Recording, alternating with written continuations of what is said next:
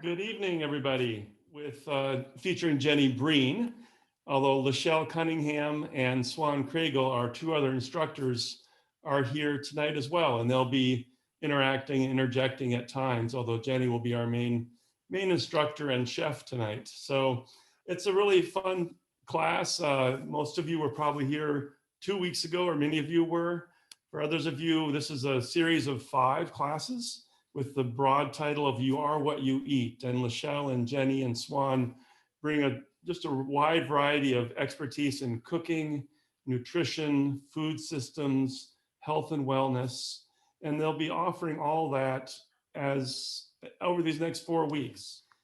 So I wanted to thank Marine Mills Folk School. Marine Mills Folk School is located in Marine on St. Croix in Minnesota, and they are co-sponsoring this and promoting it as well. Their mission is to support our communities and strengthen connections by inviting all people to discover the joy of creating together through traditional arts and crafts. So I'll type in Marine Mills Folk School in the chat box in a moment.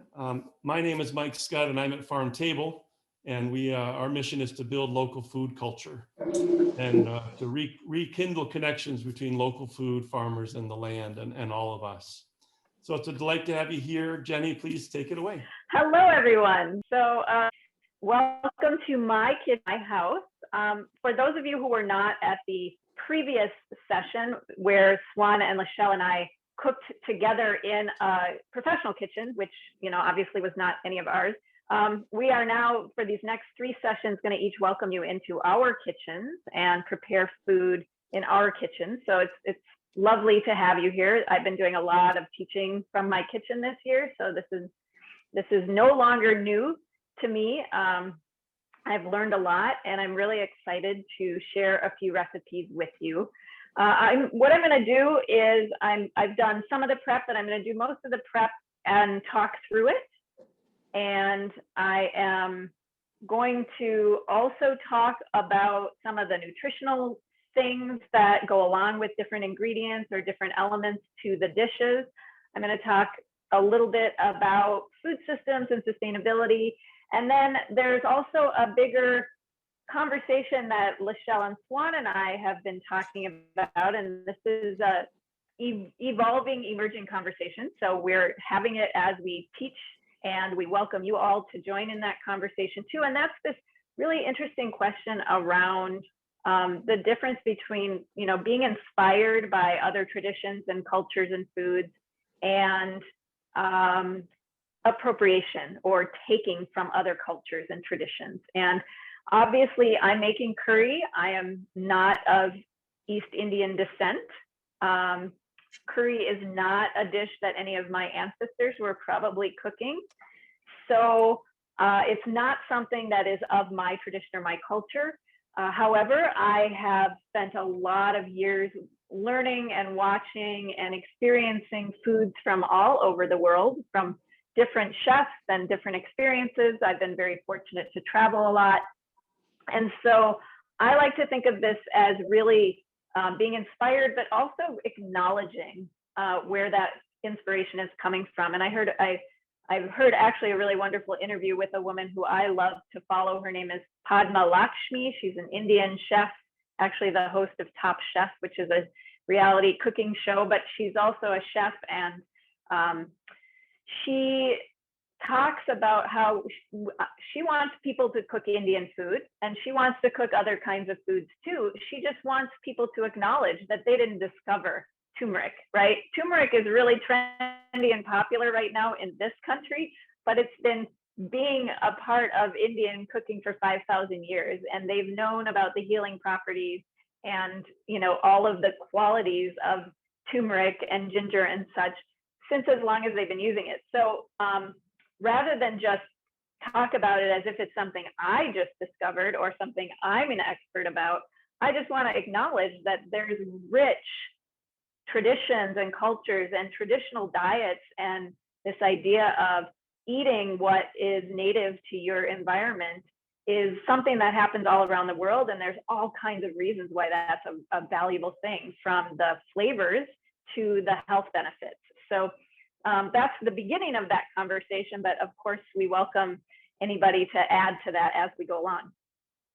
That said, what I'm going to do is I'm going to do a bunch of my prep on this table here. So I think Mike can switch the view to the table because I'm going to be doing a lot of prep here. So there we go. And then I'm going to turn to the stove behind me and I'll do the cooking. So I'm going to try and do it in just 2 segments. I'm doing 2 dishes. I'm doing curry.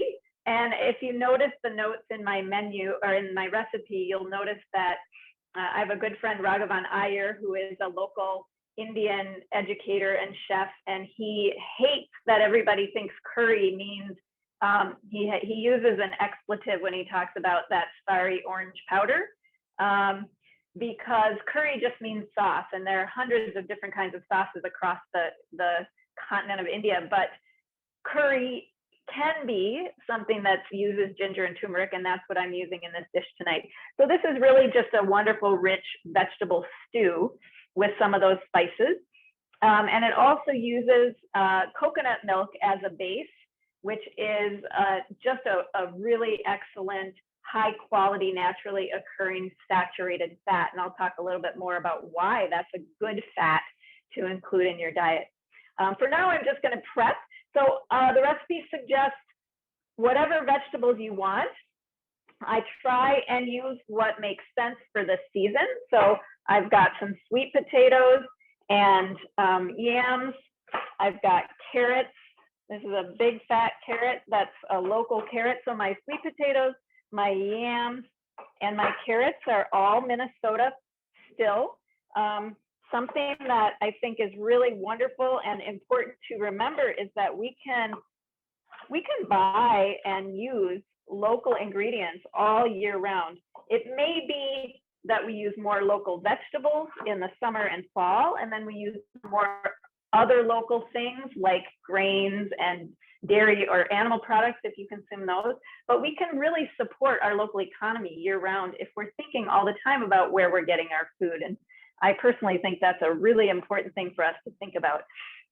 Quick reminder, with your knife, you want to hold it nice and firmly up by where the handle meets the blade. Keep the tip on the cutting board and just gently rock back and forth. So it's really quiet, really gentle motion. I'm not making lots of noise. I'm not moving a ton. Obviously protecting my fingers. So when I cut my onion, I think Lachelle might have, I don't remember if she demonstrated this, but I usually cut both ends of my onion off. You always want to try and get a flat edge whenever you're cutting anything. That just makes it easier and safer. So when I cut my onion, I cut it in half. I can peel my onion skin, and then I've got a nice flat edge to dice. And for this stew, I'm just kind of dicing things. The beauty of things like stew is that you don't really have to worry too much about how things look or how precise they are. That's not something I care a whole lot about. I'm more interested in just having a lot of chunks of really wonderful ingredients here. I've got some, yeah. I have a quick question from the class. Okay. There's a question about the ingredient because I have a feeling someone's trying to cook along with you. Okay. The question was from Jody, is it okay to use light coconut milk? So I figure it's a good time to just talk about the differences between coconut milk you find on the shelf. That is a really good question. So it's absolutely fine to use it, and I'm going to tell you why we should not be worrying about removing the fat from our food, from our wonderful high quality fats. So naturally occurring fats are one category of fats, and then there's fats that get created in unnatural ways, right? They don't occur in nature, but we have figured out, the food industry has figured out how to create or extract fats in a really unnatural way that really changes actually the chemical makeup of that fat and how our body interprets it. So one of the things that we did, and there's a sordid history around this, and it has to do with the sugar industry paying researchers back in the 50s and 60s, Yale researchers, to say that fat was causing heart disease when it was really sugar, and sugar really is probably the most significant source of all chronic disease and diet and lifestyle related disease that we have now. However, like me, many of you probably grew up in the time when we thought fat was bad and we thought fat made us fat. In fact, fat is really vital for a lot of functions, both nutritionally and culinarily, right? First of all, it provides a ton of flavor. It coats the food and spreads that flavor around. It's fundamentally important for absorbing fat-soluble vitamins in the greens that we're going to eat. In fact, if we don't eat those foods with fat, we have less access to those vitamins. And it creates satiety. It satisfies us when we eat real high quality fat, so we don't naturally overeat that. So we were misled, and now we're having to dig ourselves out of that hole. And one of the ways that we were misled was to think that buying low fat foods was a good choice. But sadly, when you take the fat out of food, you have to replace it with something because you're taking the flavor out and you're also changing the texture. And 99.9% of the time, what it's replaced with is sugar. So I haven't looked at the ingredients of the light coconut milk. I'm not sure if they add sugar as an alternative when they take the fat out of it. And so someone's shaking their head no, so that's good. However, they are taking those good fatty acids out. And so when you can choose full fat foods, and I'm talking about these real naturally occurring fats, right? Not the trans fats that are created in a lab, not the vegetable oils that are extracted with chemicals and heat, but things like olive oil or coconut milk or the things that come that way in nature. You should try to choose full fat versions whenever you can, because that's really what our body wants. So that's my very long answer to that question. There's a follow-up question. Okay. Okay.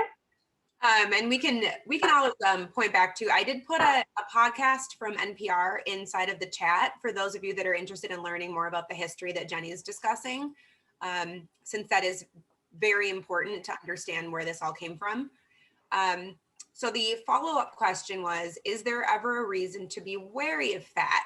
Do you want to talk about like the whole corn-fed concept versus grass-fed? So that's a really interesting question. And I mean, the quick and dirty answer is, if you're eating fat that comes the way nature created it, then really no. However, it also really matters what that fat ate. Now, vegetables we know are probably just eating whatever they're getting from nature. But if they're raised in a toxic environment, or if they're sprayed with chemicals and pesticides, that's going to affect them in the same way that what an animal eats. I'm going to try and talk and cut at the same time. What an animal eats really affects the quality of that fat. So animals, in my opinion, play a really important role in the food system and in agriculture. But our food system, especially in this country and in the West, we've gotten to the point where we consume animals to such an excess that we also produce them to such an excess. And we do it in this way that is really unhealthy for the animal, for the land, and then ultimately for people who eat them. So cows are ruminants. They eat grass. That's what their bodies digest. And in order to make them grow fast and get fat quickly so that we can have that really good fatty meat that we like in this country, we have to feed them corn, or they are fed corn. That's called conventional animal agriculture, or confined animal feeding operations. So they're fed corn. They don't digest corn properly. It makes them sick.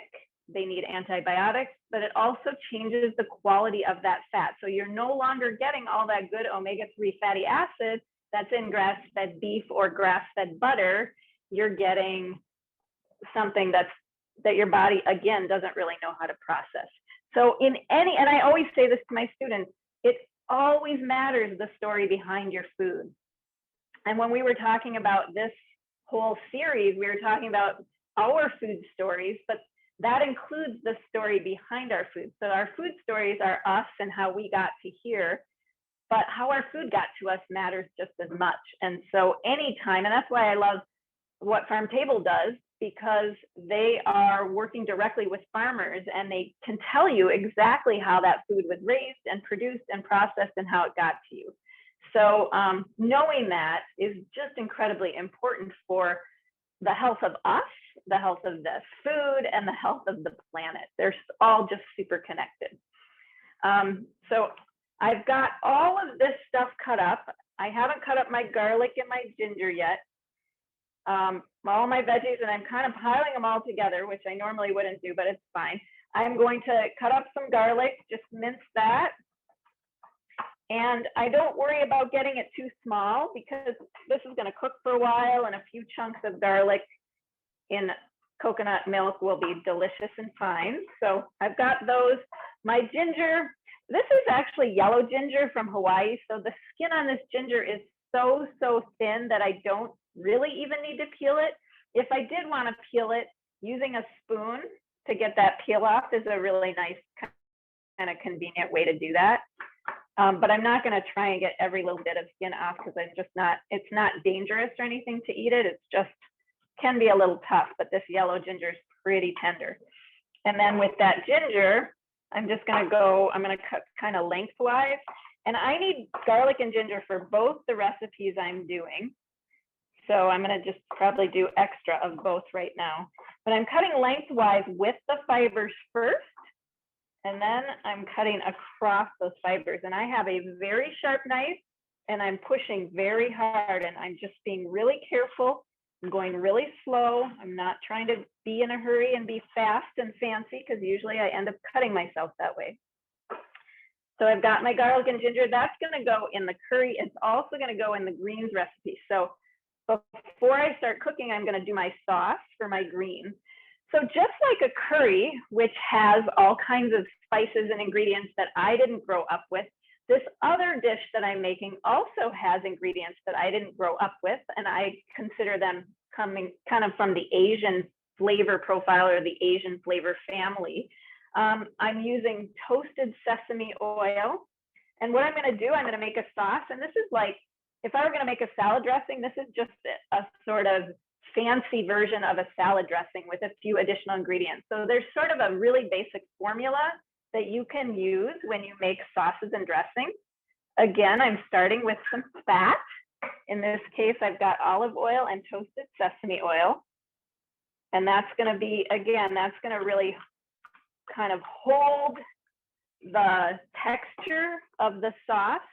But I'm also using miso, and miso is a fermented soybean paste. So this is something that is very traditionally made, also probably for thousands of years in Japan. They take soybeans and usually a grain and ferment them by, burying them in the dirt traditionally. And then you end up with this sort of creamy paste. It's salty, it's fermented, and it's full of really wonderful, good live gut bacteria. And that stuff is just really, really great for feeding your gut with probiotics.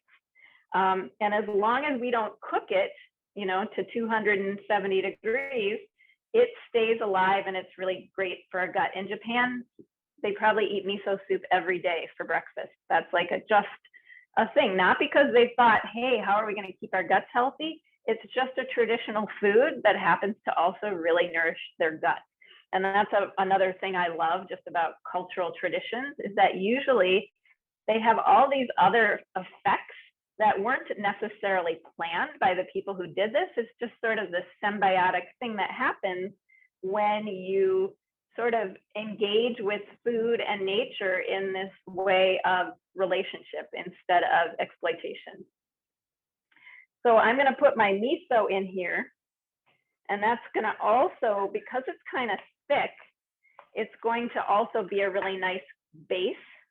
And I'm going to kind of use my whisk to get that mixed in because it's pretty thick. If for some reason you can't have soy, or you just don't like it, or you can't find it, a good alternative is something like tahini, which is sesame butter, sesame paste, or nut butter like almond butter or peanut butter. Any of those would work really well too. And then you would just get the benefit of additional protein and good fat. So either way you go, this sauce will work. So just like in a salad dressing, I'm putting vinegar, and I'm using rice vinegar. I did pull out this other vinegar just for fun to show people. I got this from the folks I get my maple syrup from, and it's vinegar made from the maple sap. So it's kind of fun to just think about, you know, vinegar is just another fermented food. Fermentation is you'll find it in every culture around the world, and it's because it's a way of preserving food that predates refrigeration. So everybody had to get innovative and figure out how they were going to eat throughout the year, and food preservation is one of those things. So I've got that. I'm going to add mustard, which I almost always put in my salad dressing too. I like that kind of bitter, sour, and it also emulsifies. And then I'm going to add maple syrup. And in this dish, I love sweet as part of my flavor profile. In this dish, the maple really counterbalances the mustard and the miso beautifully. And it almost creates like a caramel texture and flavor here. You can use honey as well. I definitely like to use the liquid sweeteners in this case. So that's my sauce. Pretty simple. There's lots of room for adaptation. If there's a flavor you don't like, don't use it. If there's a flavor you want more of, go ahead and adjust to your preference. But it does kind of have this nice creamy texture, and I like that. I've also prepared my greens already. I've got 3 kinds of greens here. I've got collard greens, chard, and kale, curly kale. I am going to show you just a few things about how I did those. So I like to take the stem and just pull the leaf off like that. It's a really fun thing if you have kids around that are looking for ways to help. This is a great activity. My kids used to love to help me do this, and believe it or not, getting kids to help you with the prep often makes them more interested in eating what you're making. You can rip it or you can cut it.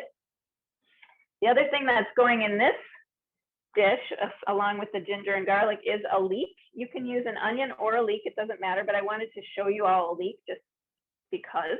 So it's like a giant green onion. I've cut the ends off. You don't want to use the super dark part on top, but you can save that for soup stock. It's really, really flavorful and delicious. And then I usually cut it down the middle because it can get really dirty. Here you can see in between the layers.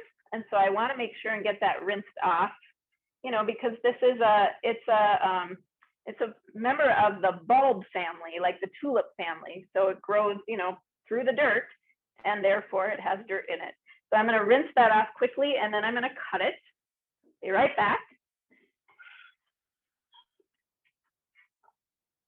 And then I'm going to get myself set up over here. So maybe, I don't know if Swan or Lachelle, either of you has any comments on anything I've been talking about, or on the question of appropriation, or if there are other questions floating around. Happy to answer. Well, I know there's, ever since your commentary on fat, I mean, you know how I feel about this stuff. I'm 100% on board with you. There have been some questions coming up about the difference between what a traditional Western doctor may say compared to what we are saying in this conversation, right? And the simple goes back to what you said as an educator who has educated doctors, right? A lot of them simply aren't up to date on the latest research. And so you may have a well-meaning, family practice practitioner, clinician who just simply doesn't want to tell you the wrong thing. And so they fall back on what they originally learned, right? So absolutely. Here's a question for you, Jenny, or Lachelle, if you want to jump in. What would you say to someone who has a doctor who is giving them the advice of make sure you're low fat all the time? Because I have I want to hear yours first.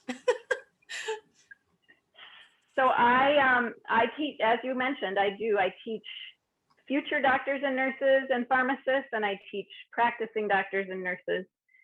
And it's true, I would say the large majority are simply, they just were educated as they were, right? And that's what people are, and even still, I just literally last month did a session with medical students, and you know, the research that they have is what they have, and so that's what they're using to guide them. And so I agree with you, they're well intentioned, obviously they want to do the right thing, but they themselves really don't know how problematic this whole fat sugar dynamic is. And I would add, even to the degree that diet foods, even if they're, you know, it's not a fat thing, but diet soda, for example, that has artificial sugar is just as bad as regular sugar, especially for folks who have diabetes. So I wish I could tell you to just say, hey, you know, you're wrong. It's a tough one. And I empathize with people because there aren't a lot of doctors out there who are really thinking that much outside the box, or just they just don't have the information because it's slightly newer, and it's also it's intimidating. These are people who've been practicing some 20, 25 years, and to suddenly have to change the way that they're thinking and guiding patients is intimidating and threatening. And you know, I have friends who are doctors who say, yeah, I just sort of tell people, here's the dietary guidelines, and I jump out of the room before they ask me any questions, because they really have no training in relation to food. That's simply not something we teach. That said, there are things that are changing, and I am more than happy to give people at least some links to some websites or some resources that are pretty solid research that you could share with your doctor and just say, hey, you know, I went to this class, it was taught by this culinary nutritionist. She teaches doctors, this is what she shared. What do you think? I think doctors know that chronic disease is preventable and reversible. They don't quite know the trick, and they are very nervous about changing some of the guidance that they've been given for so long. But there's so much evidence. There's so much evidence out there that's telling us that, you know, low fat and diet foods are not helping. They haven't for 50 years. At this point, we have to admit that. Yeah. So, Yeah. I just wanted to add, there is a piece, you know, with the medical industry that, you know, there's the pharmaceutical industry that has a big interest in what doctors say to you and what they might prescribe. So and like they said, I'm not trying to put any doctor down, and they're, you know, like she said, hopefully well intentioned, but there could be some other interests that could be at the table also. So just pointing that out. Yep. And so absolutely, it's sadly. Oh, go ahead, Swan. Oh, I was gonna just say that. Well, just that, like the food system. Go ahead. You go ahead. I'm putting sesame oil and olive oil into my pan for curry. Oh, no worries. Can you see the pans? I just a little. We're on I just want to make sure you can see what I'm doing. Yeah, and in your second camera, we can see it. Okay. No, Jenny, all I was going to say was that as consumers, right, we have a responsibility to basically advocate for ourselves, and it's complicated and messy when it comes to things that are as complicated as our health and research. But we can, I think the best thing we can do is provide you with information, at least a jumping off point as instructors. And then, and I was thinking we could even include that in the follow-up notes, Jenny. We could do like an integrative health section. So that if you're looking for information around like fat and salt and the updated research that is available that you could share with a practitioner, that's the best way to start a conversation.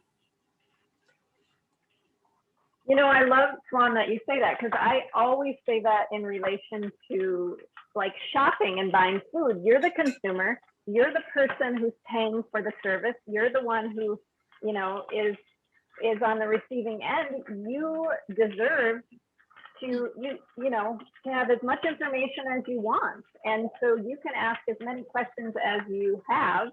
And if someone can't answer those questions, that's a good indicator that maybe you don't want to buy your food from them, or maybe you don't want to get your health care from them. And so absolutely, I mean, I always say it's my job to give you information. Ultimately, what you decide to do with that information is up to you, but you should be an informed consumer. And it's hard when there's so much out there that's confusing everyone. So, you know, I can tell you what I know and what the research that I read tells me, but ultimately we do have to kind of advocate for ourselves. So I want to just explain what I'm doing. I've got a lot of my vegetables in here, and because I have some root vegetables in here, I want to get them cooking. And I've put my spices. So I've got my cumin, my turmeric, my coriander, and my thyme. If you're doing red chilies, you can put those in. If you want, a little bit of cinnamon can be fun. On all of these spices, in addition to, of course, adding flavor, actually really do contribute to their anti-inflammatory, their immunity strengthening, they help with metabolism. So they all have these other functions too, which is just a really cool thing. So I want to get all of that distributed. You can see I've got oil in here that's helping all those spices coat the veggies. And I'm going to actually add a little bit more oil. I like to make sure I can see the oil on everything. And if you haven't determined this already, I am very generous with my oil and my fat, because I know that fat doesn't make you fat. It's really important and delicious. And when we cook with high quality fats, we use a very small amount in proportion to the amount of food that we're eating and the fiber and vegetables that we're eating. So I'm getting that distributed. And when that cooks for a minute or two, and I'm probably gonna add, I actually don't have apple juice, even though the recipe calls for it, so I'm just gonna use water. And that water, I'm gonna put a little bit in now just to steam it so it doesn't get too dry in the pan. And then I'll add my coconut milk. So I'm gonna go grab water real quick.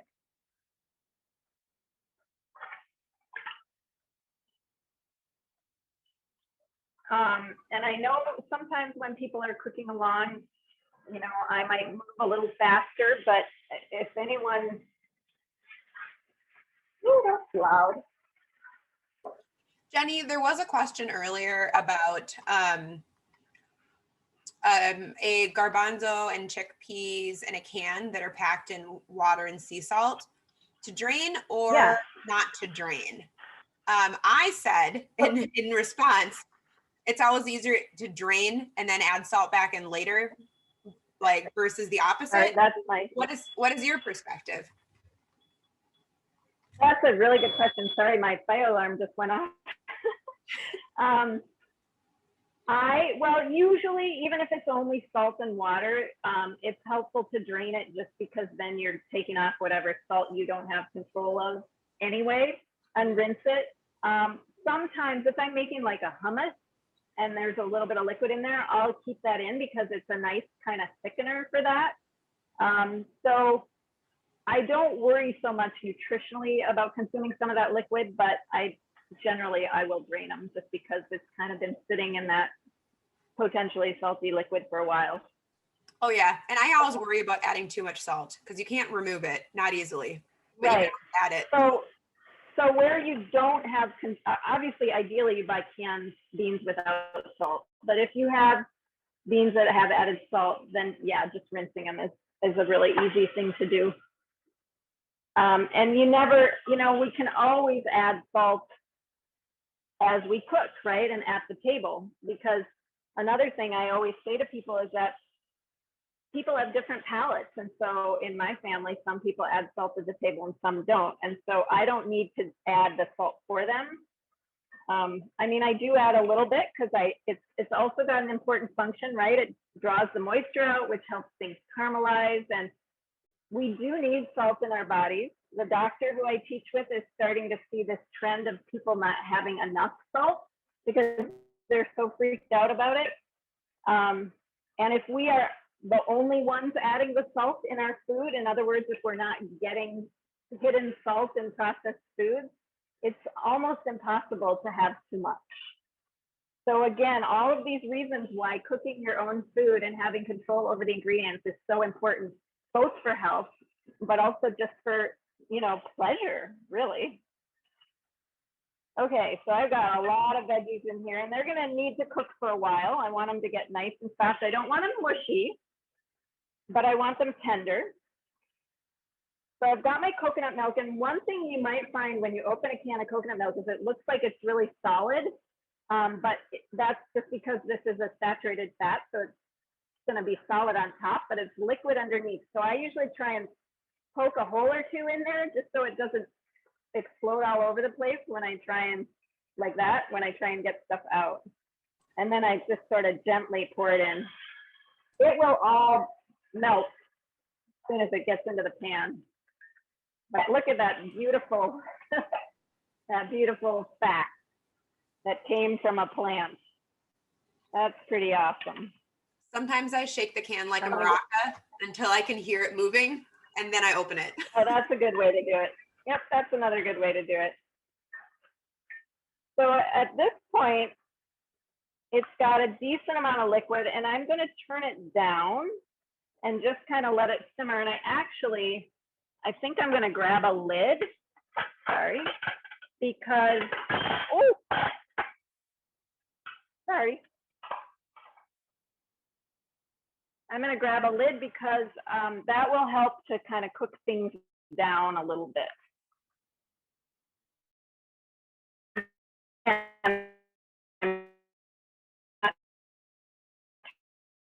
And get things. So while I have lots of cast iron skillets, I love cooking in cast iron. To me, it is my favorite pan to use. You can see that's pretty much all I have right now. And the reason for that is because, number one, they actually improve with age, which is such a rare thing about any equipment that we ever buy, right? Usually as soon as you buy something, it starts degrading, but they get better and better the longer you use them and the more you use them. They maintain heat really, really well. And you can use them as non-stick pans, or you can put them in the oven. You can cook at really high heat or really low heat. And they leach iron into your food. So they're sort of it's like a win-win-win. And I usually buy them at like antique stores or thrift stores. So you can find, you know, old ones that just need a little love pretty inexpensively. Oh, I'm gonna quickly put my Jenny, how much water did you add to your curry before you started steaming or cooking it down? I had one question. Probably just about a half a cup, maybe a little bit more than that, not much. And I have more here in case I feel like I need more liquid. I'm gonna let it simmer kind of at about a medium simmer for a few minutes while I do the greens, and then I'll check on it and see if it seems dry. I don't think it will, because I think the coconut milk will keep it pretty moist, but I'll just check on it. So now I'm going to do a similar thing with my greens, but this is how the order I'm going to do it. I'm going to put my oils in, both the sesame and the olive again. I'm going to do the leeks first and let them get nice and sort of tender and soft. Then I'm going to add my garlic and ginger. I don't want to add my garlic and ginger right at the beginning because I don't want it to burn. I want it to be a little fresher and, you know, not so crunchy. So I'm going to do that, and then I'm going to add my greens. And I know that there's some, traditionally, often greens are cooked for a really long time in the liquid that you serve them in, and that's really awesome because all of those nutrients stay in that liquid. In this case, I don't want to overcook my greens because I'm keeping the nutrients in the greens themselves, and I want them to be tender, but I want them to be bright green because that's telling me their sort of peak nutrient and flavor. So letting my pan get a little hot, and since it's a big heavy pan, it's going to take a little while. Again, I'm going to be generous with my oil. I keep my oil in this jar, so when I buy it from the store, I move it into here. And what's nice about this is it comes out pretty slow, so I have to be really intentional about using it. It doesn't dump out really quickly, which I think is nice just when you're cooking, because then you have a little more control. Same thing with my maple syrup. I also have this really cool, I just bought this lid at some kind of like sustainability store, and I can just put it on a regular ball jar or canning jar. So I'll put my oil in here, and then it comes, I have a little more control, and it's cute. So there we go. I love leeks. They're very creamy and almost sweet. So they're kind of a fun option for onions. You can use them anywhere where a recipe calls for onions. And I use the tongs when I do this dish because it's, especially once the greens are in there, it's a little easier to get them mixed around. Let's see, check on my curry. And just look over at my curry for a second. Starting to look really yummy. Whoops. I also forgot to mention the cauliflower that I'm using is a naturally orange. I think it's called cheddar cauliflower. But I don't know if you all have seen the beautiful purple and orange cauliflowers. It's kind of fun just to play with different colors with food. I'm gonna let that keep going. Go back to this pan. So I could literally let these go for a while and they would start to caramelize, which is really wonderful.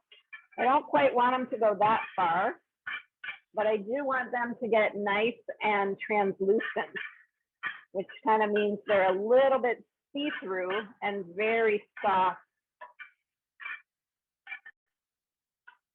Then I'm gonna add, I think I forgot my ginger and garlic in my curry, so I'm gonna throw some in now. Just throw it right in there. This dish, because I'm cooking it and it's these heavy, hearty greens that are kind of are strong and bitter, they can handle a lot of flavor. So I'm adding quite a bit of garlic and ginger, but that's okay. And again, if that's too strong for you, then you can scale back. So now I'm putting all my greens in together, and okay. Linda is asking about you mentioning coriander. She's not seeing it in the recipe, but she heard you mention it, so she wanted to know if it's in the recipe or if you intended for it to be. In the curry recipe, you know what I made? I used coriander instead of chili powder. Really neat. Thank you for pointing that out. So coriander is the seed of cilantro. Really delicious with all those other spices I use. So there's no reason that it will be a problem, but you are correct. It was supposed to be chili powder. So now I'm adding chili powder. Yeah, I've done this recipe hundreds of times and I still don't remember everything in there. So you can see over here, perhaps, I'll turn it again, with the curry, it's kind of at a high simmer, so I'm going to turn it down pretty low. So it's still on and it's still simmering, but I'm just going to let it kind of steam. I'm going to focus on my greens. You want to definitely use a big enough pan that you have room to move this around. Greens will cook way down. So even though that was almost 3 bunches, this is barely enough for me to share with anyone. That's how much I like this dish. And then, so this has been just like 3 minutes or so. I'm gonna turn this off, but it's gonna keep cooking because this pan is quite hot and it holds the heat. So it will wilt for probably another minute. I did want to mention that the collard stems and the kale stems, I don't really like to use. They're pretty tough, but the chard stems are very tender, and so I want to use those. So those you can see are cut up in here as well.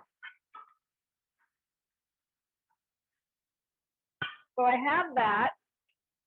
The other thing that goes into this dish, and you don't have to do this ahead of time, is toasted almonds. I'm going to cut these though. I don't want them whole. They would just be too big and too much whole, but they're really kind of perfect when you chop them. They don't have to be chopped perfectly. Sometimes people will buy sliced almonds and those work okay, but I really prefer the toasted whole nuts that are chopped. You can crush them with a jar or rolling pin or whatever works for you. So I'm going to do those real quick.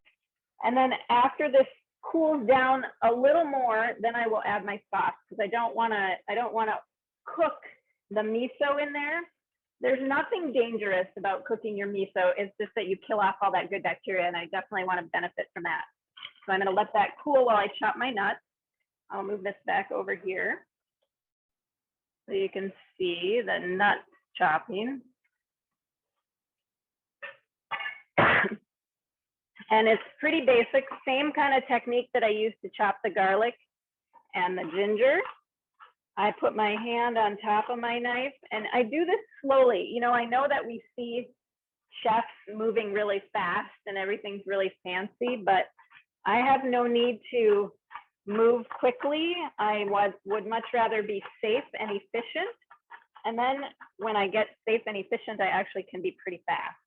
But I have, especially kids, they always want to be really fast. And if you're not safe, then fast is really dangerous. So, and a good sharp knife, of course, is really important too. A dull knife would not be very fun to do this with. You can use any nuts or seeds. I've done this with sunflower seeds. I've done it with cashews. Any nut that you enjoy, or if you don't like nuts, then leave them out. One thing I always say in terms of my recipes is they're just guides, they're just suggestions. You know, I think of recipes as kind of templates or formulas. You have different components like the fat and the acid, you have the protein, you have the texture, you have all those different things.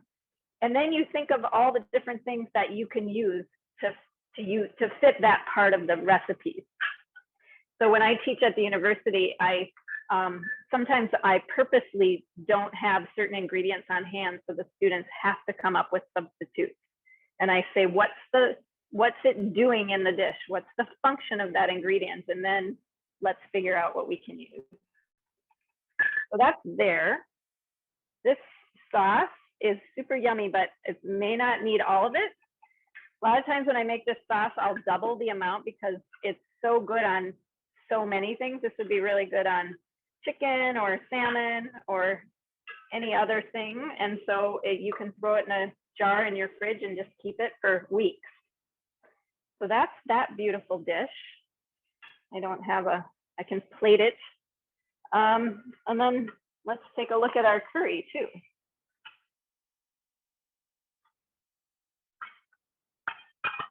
Yum. That also looks really delicious. It's a pretty fast dish. The main thing I'm concerned about now is just making sure my yams and sweet potatoes, which take the longest, are soft. And then I'll just taste it and adjust. I haven't added any salt yet, so I'll probably add some salt. I could add some cayenne or some chili powder, or chili peppers if I want some heat, or hot sauce if you like that. So I'm actually going to turn this off. I'm going to leave the lid on, but I'm going to give it some air so it doesn't keep steaming too much because I don't really want the vegetables to be mushy. And those are my two dishes. So we have a little bit of time. And I would be happy to, I can plate this if people want to see how it looks on a plate. I would be happy to answer questions, or Swan and Lachelle, we can have a little more discussion about some of these topics. What do you all think? Are there more questions? Well, we had a great comment/question from Kelsey. She shared, "Thank you for the wonderful class series, Jenny. I'm really inspired by your story, and I'm very passionate about the framework of food as medicine, food systems, and the environment. Do you have any recommendations or resources for how to get more deeply involved in this work and community? I don't have any formal training in this field, but I'm very passionate." Well, I love that. I probably get, I would say once or twice a month, I have a student or a young person reach out to me and say, "Can I just talk to you about this? I'm so interested in getting involved, but how do I do it?" So I love that question. And there's, thankfully, I mean, I guess in a good way and a bad way, right? Our food system is so broken that there's a lot of opportunities to get involved. So there are local nonprofit organizations that do all kinds of great work, from everything from Appetite for Change to Youth Farm to Urban Roots to bigger systems organizations like the Institute for Agriculture and Trade Policy, or let's see, Grow North is at the Carlson School. They're doing work with small food businesses. Goodacre, where Lachelle works, is doing really excellent work with farmers. So a little bit depends on kind of what part you want to plug into. I teach a couple classes at the university. I think what it sounds to me like is that the three of us probably really need to put together a nice resource list for people to have access to, because there's so many different ways to plug in, and there's so many different sources of information. Sometimes it's hard just to weed through all of that. In terms of like research on traditional diets, Old Ways Preservation Trust, which is a funny name, but oldwayspt.org is a research organization that looks into traditional diets and the health benefits and all of the different complex health issues related to traditional diets. An amazing resource. There are some excellent books that the doctor who I teach with and I have been compiling a list of all of these things for a long time. So it's getting bigger, and it never fails that people really, really want more. Just last night, we had our grad students saying, "You guys should have a minor in this subject at the U. Like a person should be able to minor in this." Which is true. I agree. So Kelsey, I'm more than happy if you want to reach out to me directly and we can just talk more. Sometimes it's helpful to know a little bit more about you and what you do and kind of what your context is, what your food story is. So I'm more than happy to, have you email me and we can chat more. And I'm excited that you're inspired. I think this is really important work that we need to do. There's so much going on, from everything from, health and nutrition and educating our health professionals to supporting our local sustainable agriculture and producers to really addressing issues of equity and justice in the food world and the health world. So this is a really exciting intersection of all of those things. And I mean, that's the reason we came together as well, right? So Absolutely. Lachelle and Jenny and I come from, I think I'm probably the biggest outlier. People keep being like, "Well, how did you end up in this class?" And I'm like, well, apparently I know a couple things that are helpful in this context. But really, it all starts with passion, right? And looking for ways to learn, because I feel like when you want to get involved in something, the best thing you can do is to find people who can teach you.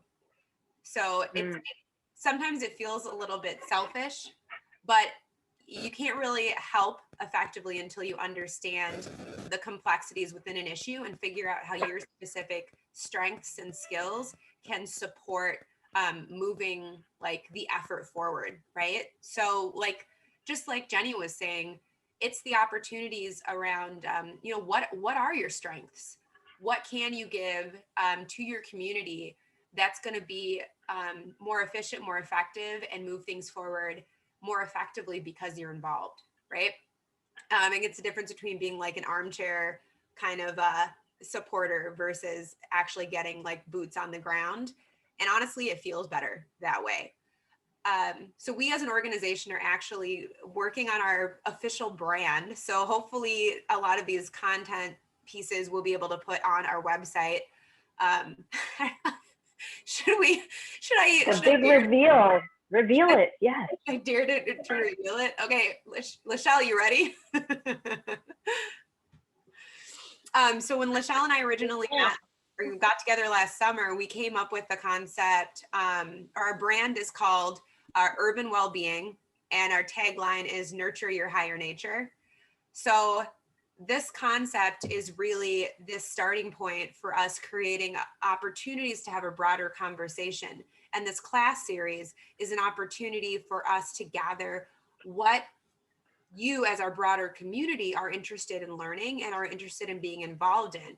Because the more we understand about what you care about and why you care about it, the more we can pull people into a broader network and really affect positive change within our communities.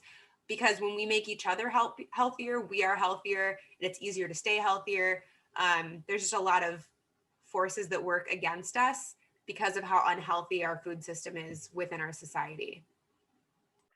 I love, Swan, what you just said. If I can repeat it about, you know, if you want to get involved in something or make a change, find a teacher. I love that. And I mean, you know, it would be so nice if everyone had the luxury of sort of being able to find that right teacher or know even right what they want to study or what need to learn. A lot of times what I find is people who I teach don't know what they don't know, right? Like many of us. And so it's this weird journey of like digging into a lot of things before you figure out like, oh, that's the work that I want to do, or that's how I can help. I have a 17-year-old daughter, and she desperately wants to do good in the world, and she's just overwhelmed trying to figure out like what to plug into, right? It's overwhelming because there's so much that needs to be done. But I feel really lucky personally because, as you said, Swan, food is a passion. It's this beautiful thing that can also have a really big impact, right? The choices that we make and the way we choose to use our food skills can really make a bigger difference in the broader community and the system. And so I feel really lucky because I get to work with food all the time, and also feel like I'm contributing. So, Lachelle, you've been pretty quiet. You have anything to jump in on? Yeah, where are you? I don't even see you. She's cooking. Oh, she's cooking. Lachelle is cooking along. Yeah, you. Me? Yeah, and then I had a chef come in here and kind of like try to take over. So anyway, were you asking me a question? Just what do you think about all this? What do you have to say? Well, I've been over here nodding and talking on mute, so you didn't hear anything I said. But yeah, I was really thinking about, connecting back to that, the whole title of the series, right? You are what you eat, storytelling through food, and that question about, how to do more, get more involved, do more research.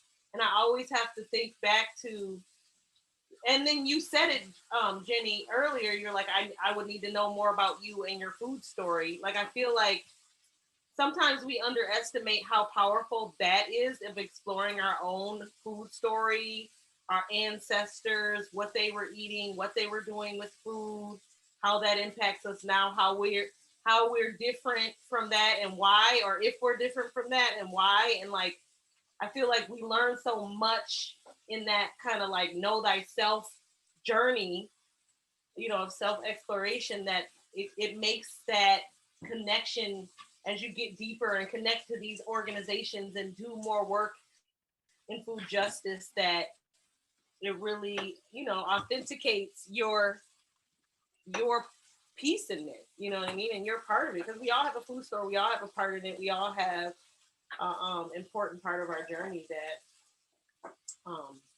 we should capture, right? And so that's just what I was thinking about when you were talking. So yeah, I actually added an item to the menu because I had this chicken left over, so I'm actually cooking.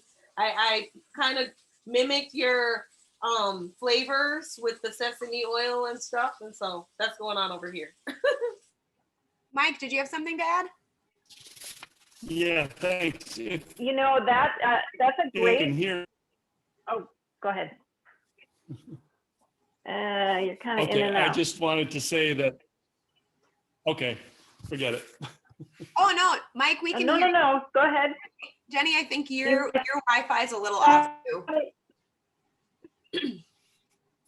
Okay, well, sorry for the interruption, but this conversation makes me think a lot about Wendell Berry's quote, "How we eat determines to a considerable extent how the world is used."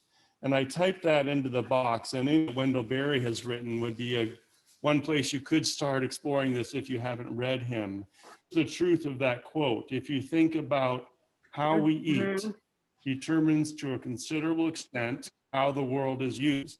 So if you buy something with palm oil in it, well, maybe you're contributing to deforestation and the loss of orangutan habitat in Indonesia versus another kind of oil. I mean, there's just that Jenny and Lachelle and Swan are drawing out through this course, which I so appreciate. Yeah. Yeah, I love that quote. And just since we're on Wendell Berry, there's another really amazing quote that he says, we have a healthcare system that thinks nothing about food, and a food system that thinks nothing about health. I don't think I got it exactly right, but he's been making that connection forever, right? That the land and the food and our health are all connected, and we cannot care for one without caring for the other. It's just that. I mean, there is no way. They're interconnected. And so I very agree with you. He's written so much incredible stuff. And actually the first day of all of the class that I teach at the U, one of the classes, I have all my students read an essay by him and comment on it. And a lot of what he's about is knowing the story behind your food. Right? Like knowing where your food comes from, that is our responsibility as eaters. And however, because of the food system we live in right now, we don't necessarily know how to do that, or it's not very easy to do that, right? Because we're so distant from the sources of our food. And so a place like Farm Table or, you know, the Good Acre is making that distance shorter again. It's getting us more connected and closer to the sources of our food. And fortunately, I will say, and maybe this is a response to you, Kelsey, in Minnesota, despite the fact that we're in the Midwest and we have a very short growing season compared to other parts of the country, we have an incredibly active, sustainable agriculture community, and a lot of folks who are really working to create better and more access organizations, and there's great opportunities to plug in. We have farmers market. We have like 35 farmers markets in the city alone, but you know, just finding ways to get back to producing and growing food is a really valuable way to start learning more about that. That combined with learning about ourselves and our own stories can go along. So here are those greens. You guys remember how big that bowl of greens was before I cooked it? So I just wanted to point out that the greens will cook down. This is still like a dense bowl of nutrition. This is this like vitamin K and omega-3. I mean, there's just a ton of really great bone health in this bowl, but it cooked down quite a bit. So just anticipate that when you're making a dish with greens, it's going to get much smaller volume-wise. And I'll pull my curry out just to show y'all. I haven't taken it out of the pot. what to do if your the cayenne pepper in the recipe was a little too spicy for you. What to do to mellow it out now. I made a couple recommendations around like trying chipotle or white pepper in the future. What would you do now? And also when you do the recipe in the future in that case? In terms of the heat, the spiciness, anything that's creamy or fatty is going to absorb a lot of that. So even adding more coconut milk, yogurt is one of those very traditional ways of balancing it. If you have any cooked grains, or if you can cook some grains, anything starchy will also absorb that, and adding a little bit of sweet. So sweet vegetables like sweet potatoes or yams, or just a little bit of syrup or honey. Any of those things should help. Definitely, like if you served it over rice, that will help a lot. And maybe if you added yogurt too. And then there's another question about salt. And I feel like we touched on this during our last class, but it's a good one to jump back to. Food contains sodium. Is there any nutritional need for adding salt to recipes? Is there a minimum that amount of salt or sodium that we should consume per day? Well, food, I mean, most food doesn't, like vegetables don't contain sodium. And things that plants don't contain sodium. So there is a minimum. I'm going to say, gosh, Swan, can you help me out? Is it 200 milligrams a day? There is like an amount that's considered an FDA amount, right? I'll let you finish, and then I'll jump in from a other physiological perspective too. So essentially what I said before, if you are cooking all your own food and salting, like in control of all the salt that goes into your food, unless you have a very specific condition, there's no need to even worry about it, because it would be virtually impossible to consume too much salt in a day. If you're eating foods that come in packages that have added salt, then you can barely even keep track, because we really just don't know or have control over that amount of salt. So the foods that contain sodium are foods that have sodium added to them by somebody besides us. And so, the best advice, of course, is to cook your own food and add your own salt. And then, like many things, when we cook our own food and are focusing on whole ingredients, measurements of things become obsolete. We don't really need to think about calories or grams or anything like that. And I think that's another thing that our healthcare system has really damaged us into thinking, that there's this mathematical equation around health. And it's just not. And so when we teach doctors and nurses or students, we refuse to really talk about calories or measurements at all, because it's really, it adds stress and it doesn't work. So I'm 100% with you on that. And from a personal perspective, so in high school, I went from 115 pounds to 185 pounds. And as much as like a chunk of that was puberty, right? I also grew 3 inches and I, became a woman, for whatever that's worth. A large chunk of that really had to do with like the high processed sodium, processed trans fat.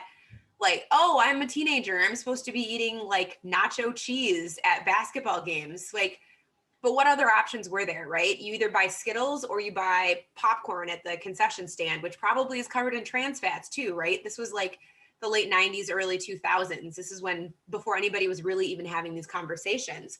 So when it comes to things like fat and salt, what's really important to understand is that they're not the enemy. Mm-hmm. Sourcing is the enemy, and like transmutation is the enemy. What are we doing in order to strip the value out of salt? So like, for example, or food in general. So I have, it's probably your opposite on here, but like in this hand, I have like your traditional table salt. I think this is like the Target brand, okay? This hand is mined, high quality, mineral dense sea salt. This is just this with all of the good stuff removed, right? So this company, Real Salts, I talked about them during our last class, if you may or may not have been there. And Lachelle's showing her pack too. It's a company that mines salt out in Utah. So this is like unpolluted land and they're pulling salt right out of the earth. The cool thing about mineral salt is that it has all of these micronutrients in here that they repackage and they put in your multivitamins, right? So this company strips out all the good stuff and then throws it inside of your multivitamins, which you may or may not be able to absorb appropriately.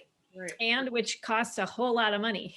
Yeah, and you probably are peeing out, right? There's a lot of these Right. studies about how it's not even bioavailable.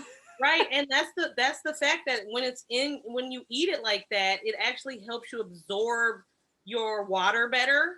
It absorbs your nutrients better, and so when you're stripping that out, it's actually inhibiting your ability to absorb the nutrients that you're consuming. So. And just in the very same vein with that greens recipe I showed you, because you cooked those greens in fat, and that fat is allowing your body knows exactly what to do with those greens, and that fat is take all that good calcium and iron and magnesium and vitamin K and just take it in.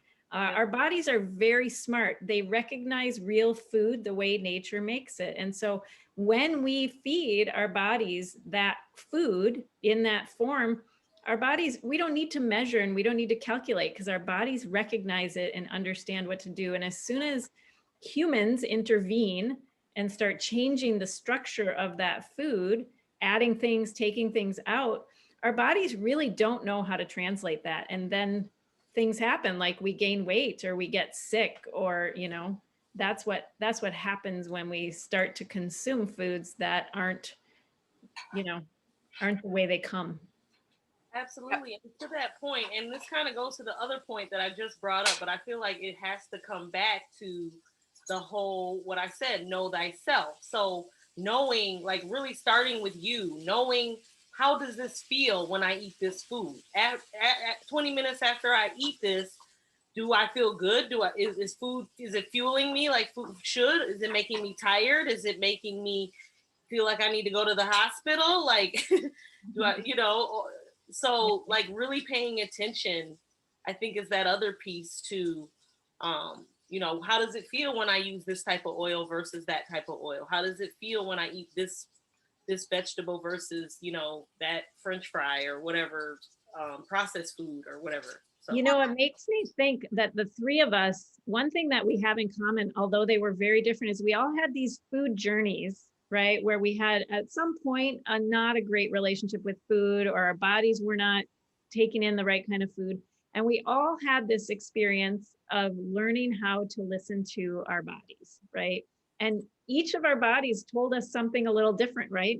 We don't all have the exact same diet, and that's fine.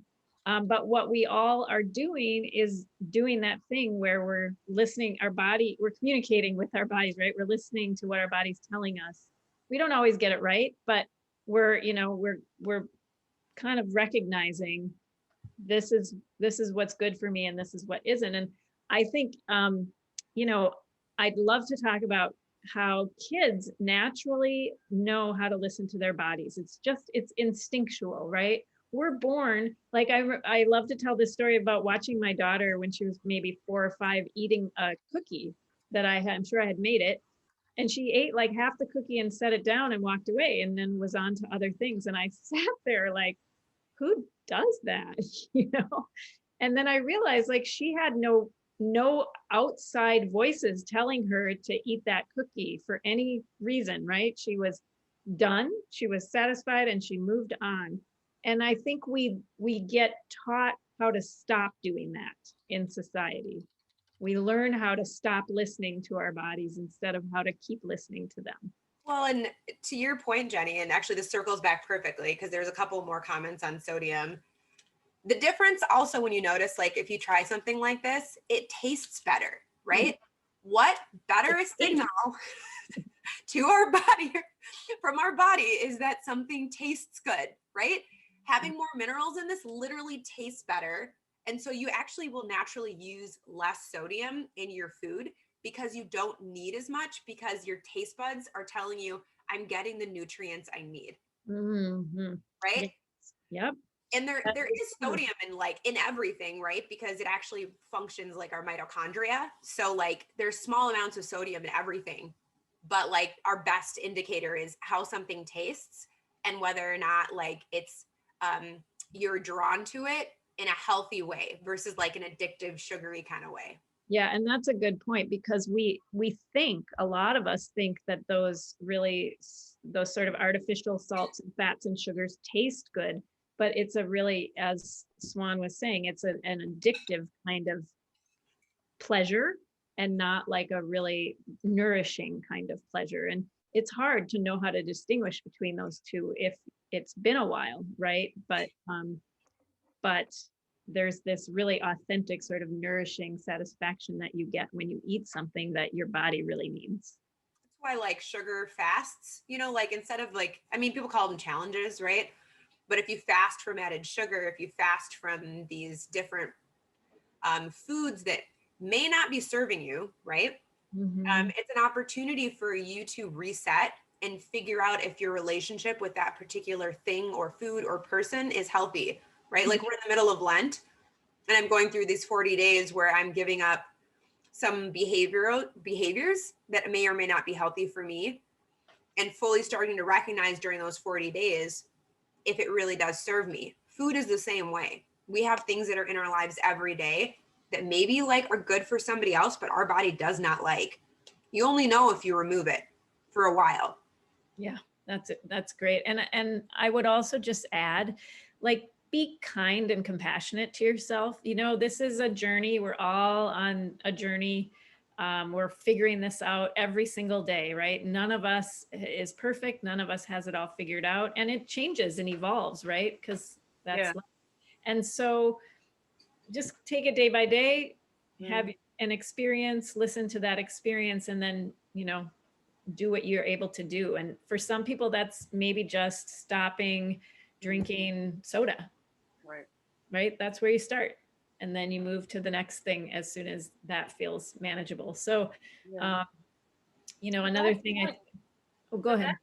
To that point, it really is about meeting yourself where you're at, because a lot of times people want to rip the whole Band-Aid off, and that ends up setting us up for failure, for one. And for two, a lot of these healthy changes, if we've been eating a certain way with a lot of sugars and a lot of salts, or are not healthy salts and not healthy fats, and these things that we're doing, and then we switch it up, your body can go into shock. You can have withdrawal symptoms. Just detoxifying alone can be intense.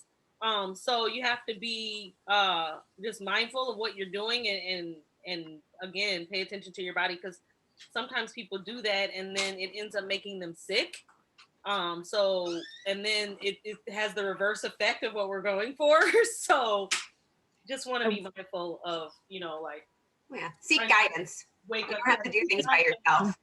I see another, yes, seek guidance. Absolutely. I see a great question about wheat. And Tanae says, can you talk about wheat, which is a broad question, but here's what I can say quickly is that the wheat that we generally are growing and consuming now is very, very different than the wheat that was growing 50 or 100 years ago. It's been adapted and changed to, grow. It has much shorter root systems and a different protein structure. And so that alone is just sort of a concern, is again, the quality. And I don't know if you're asking specifically about gluten in relation to wheat. Gluten is also one of those things that I think has changed in terms of where you find it in food. It's just so much more, it's hidden in so many more foods because of all the processed foods that are out there. And so it's easier to consume it without knowing it. And I think for many people, they've just sort of consumed in excess and are starting to now respond with sensitivities. So I think that's another one of those things where you have to kind of check it for yourself. I know I don't have any issues with it, but it looks like my daughter might. And, you know, sometimes what happens when you remove gluten or you remove wheat is you also remove processed foods from your diet. And so you notice changes in how you feel because suddenly all those processed foods are also gone. So it's hard to say sometimes if it's the wheat or the gluten or the processed foods. But I think I know locally we have some really excellent high quality producers of more traditional heirloom varieties of wheat. So again, I would say just, you know, experiment. I personally try not to eat too many flour-based products just in general, because it's just a highly processed version of wheat. But every once in a while, I mean, I like to bake. And so I try and get a good quality whole grain flour when I bake, or I try and mix it up with different grains. But just in general, anytime you're processing and breaking things down, it's just absorbed differently in your body. Yeah. And from a hereditary perspective, it's funny. I didn't know where I was going to fall on that spectrum because my dad is German and French Canadian and Welsh. So typically there aren't a lot of like gluten allergies, but my aunt has celiacs, right? And then my mom's West African. And so they tend to have more dairy like sensitivities and like grain sensitivities. And I just had to basically explore and figure out where I was on that spectrum. And so that's why one of the reasons why you know, eating plans like Whole30 are so popular. It's a great way to pull out most common allergens, go through a specific period of time, let your immune system cool off, because an allergy is like an immune response against a specific thing you're consuming or inhaling, right? And then try introducing things one at a time to see how you react to them. And that's a good way, like Lachelle was saying, like, you know, it's hard for a lot of people to go cold turkey on some of these items, but in a supported way that like is scientifically balanced and evidence-based, is a good starting point. It doesn't mean that there aren't things outside of those, like, I don't know, how many has it, Jenny? Do has like 13? Oh yeah, I mean, yeah, like the Whole30. So it's a whole 30 days without certain like potential allergens. Yeah, wheat, dairy, gluten, probably soy. I don't know it. I don't know all of them. Added sugars. So someone is mentioning Sunrise Flour Mill. They're a really great, they're growing heirloom wheat in not too far away from here, and they grind it into flour.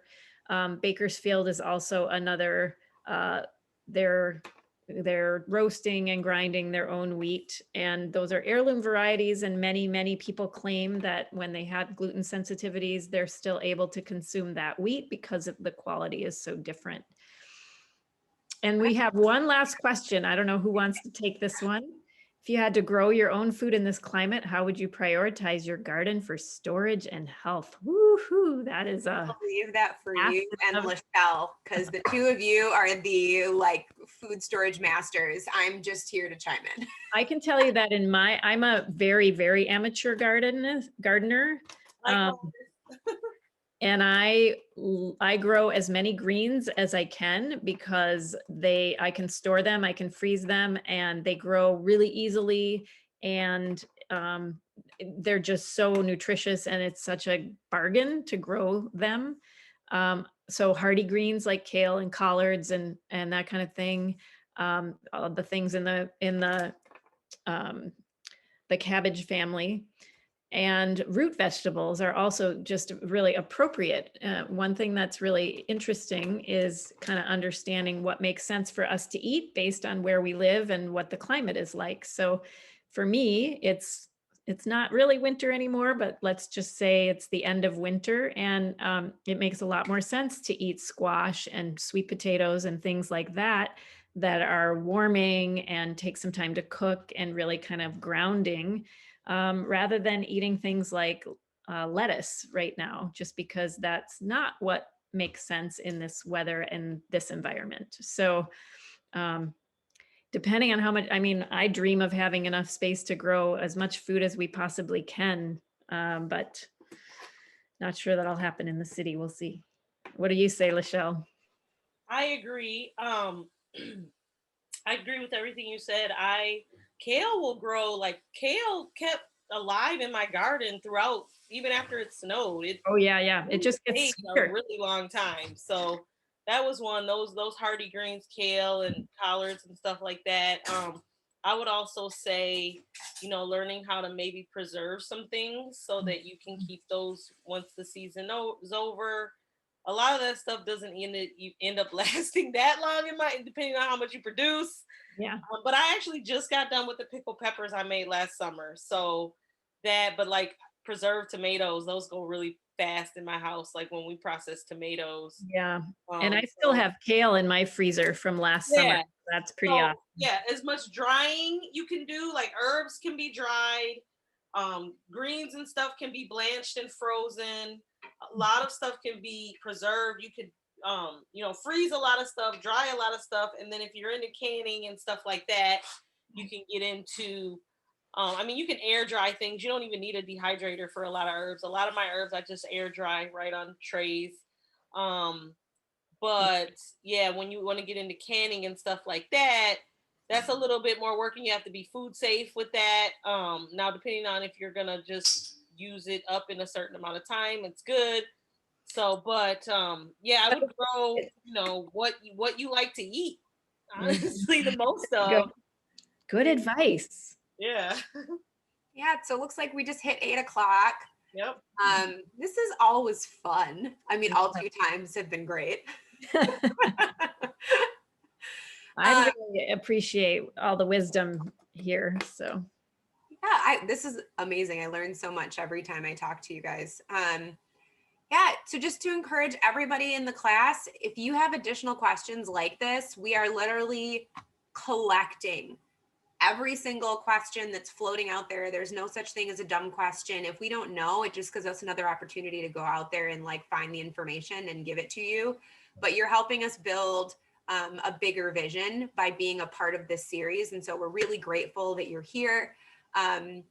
Grateful to Jenny for showing us another wonderful recipe and sharing her wonderful knowledge. And Michelle, it's always a pleasure to be with you. Yes, likewise, my dears, likewise. And all of you that have joined us, we appreciate you so much.